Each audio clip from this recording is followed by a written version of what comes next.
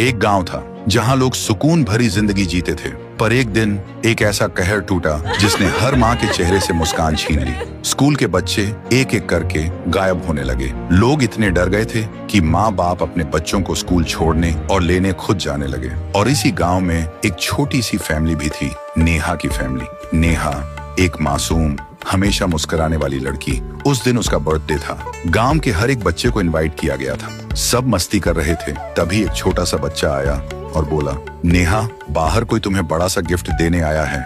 नेहा हंसी और चली गई। काफी टाइम बीत जाता है, सब नेहा का इंतजार कर रहे होते हैं, लेकिन नेहा का कोई अता पता नहीं था। मम्मी ने पापा से पूछा, नेहा अभी तक नहीं आई? पापा बोले, किसी दोस्त से बात कर रही होगी। लेकिन मम्मी का मन नहीं माना और बाहर चली गई नेहा को बुलाने। मम्मी बाहर आकर देखती हैं, दूर दूर तक कुछ नहीं था, बस एक लड़का खड़ा था। मम्मी उस लड़के के पास गई और बोली, इधर कोई बच्चे को देखा?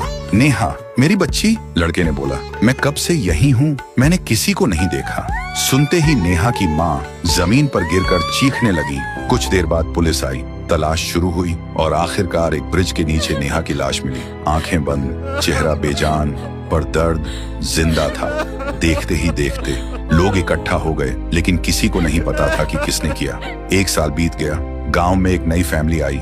उनको कुछ नहीं पता था पिछले घर के बारे में। एक रात जब सब सो रहे थे, एक डरावनी कॉस्ट्यूम में उनकी छोटी सी बच्ची के रूम में कोई घुस आया। पापा ने आवाज सुनी, भाग के आए और देखा बेटी गायब थी।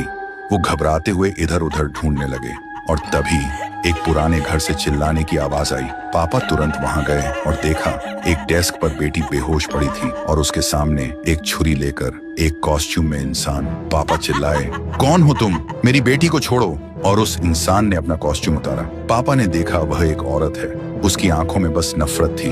पापा ने बोला, तुम ये सब किस लिए कर रही हो? और फिर उसने अपनी कहानी सुनाई।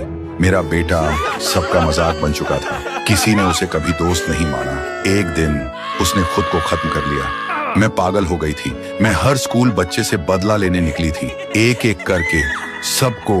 पापा ने आंख भर के कहा, तुम्हारा दर्द समझ सकता हूँ, पर ये सब करके तुम्हारा बेटा वापस नहीं आएगा। वो औरत जमीन पर गिर गई, रोने लगी और बोली, मैं इस वक्त से आजाद होना चाहती हूँ। छुरी उसने फेंक दी और छोटी सी बच्ची ने आंख खोली और बोली, पापा। और फिर पापा ने उसे घर ले आए। तो दोस्तों, अगर ये कहानी आपके दिल को छू गई तो कमेंट में आपका दिल जरूर छोड़िए और ऐसी ही कहानियों के लिए चैनल को सब्सक्राइब करना मत भूलिए।